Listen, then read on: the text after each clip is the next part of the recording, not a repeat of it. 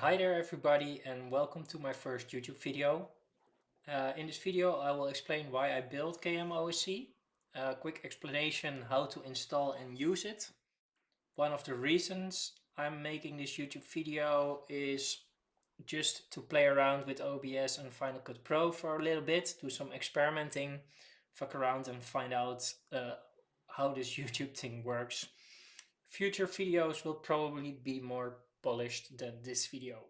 So what I basically want to be able to do is use an application like Open Stage Control to send OSC messages to Keyboard Maestro to control macros. So when I click this button over here, I basically want to trigger that specific macro in Keyboard Maestro. One way to do it is the old-fashioned way. You can use a MIDI trigger.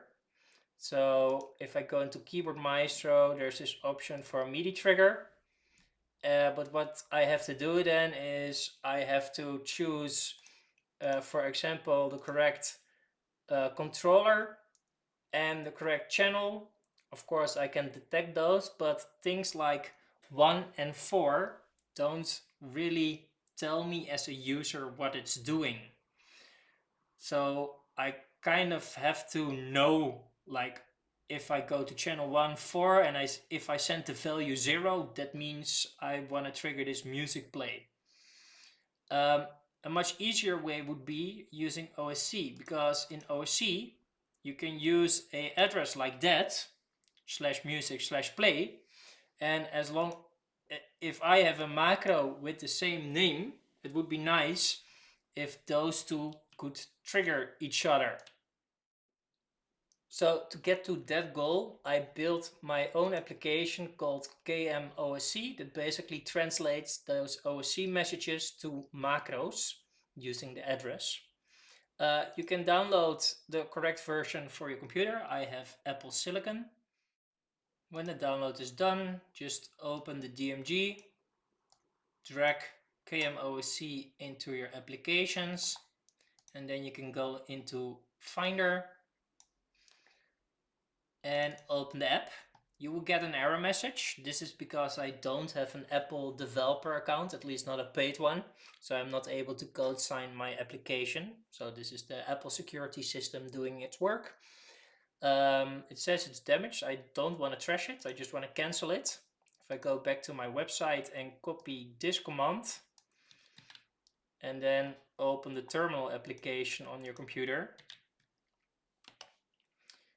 I can basically override the quarantine system that Apple is using. So now if I go back into Finder, double click KMOSC, and I take a look in the menu bar, you should find it over there. If you click the icon in the menu bar, you can quit the application if you want, or go into the settings of the application. Over here you can decide on which port the OSC server is actually running. You can also decide if you want to automatically start this application if you log into your Apple computer. I want that because I want it to always be running. And this last settings, macro name must start with a /. That's kind of a personal decision how you want your naming scheme of your macros to be. Because if you're using OSC, you use this address format that looks like a URL, and they always have to start with a / an address. With the default setup of KMOSC, you would also need to name your macros the exact same way. But I don't really like that starting /. So let me delete that. And then if I go into the settings of KMOSC and I disable the /, now it will translate that address, remove the /, and it will trigger any macro in KM or in Keyboard Maestro that has that name without the /.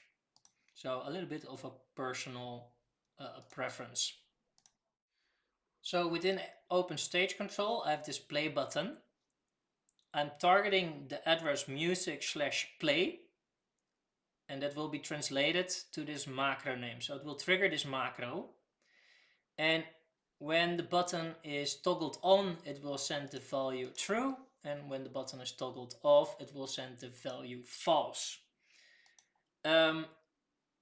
Normally, you would put the address that you want to send it to over here. So I'm targeting this specific computer on port 1000. If you want to do this from an external device, of course, you would put in the correct IP address over there.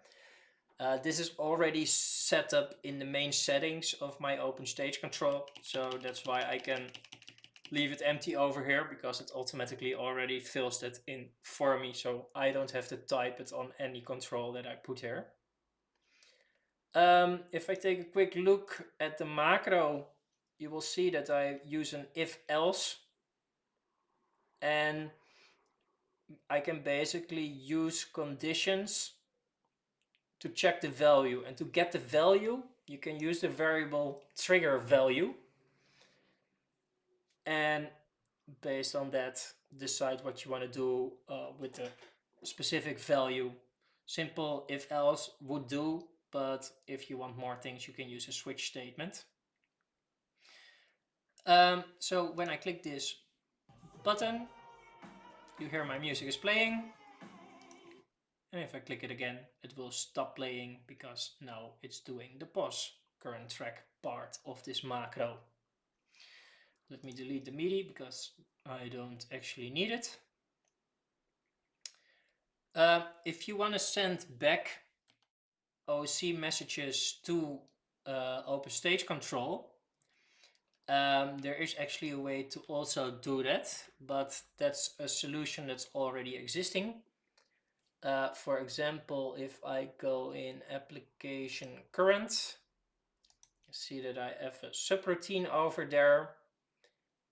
There's something called Send OSC. It's a command line tool that you can actually download from this website. It's a GitHub page. You see that I'm using an execute shell script with a variable called application. And so send OSC to localhost 555. That's the port where my Open Stage Control is running on.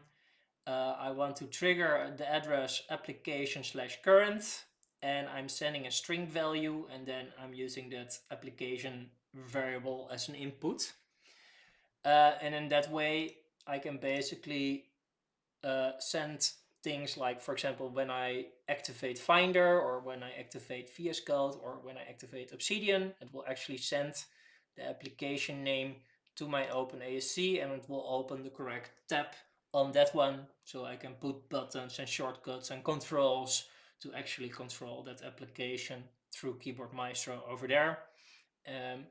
So KMOSC is for that direction, and you can use Send OSC to send messages back in the other direction.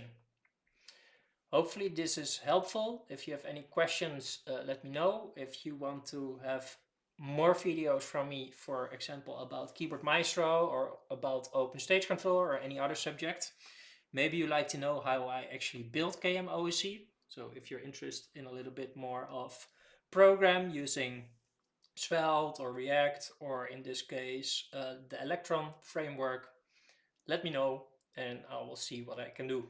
Bye bye, have a nice day.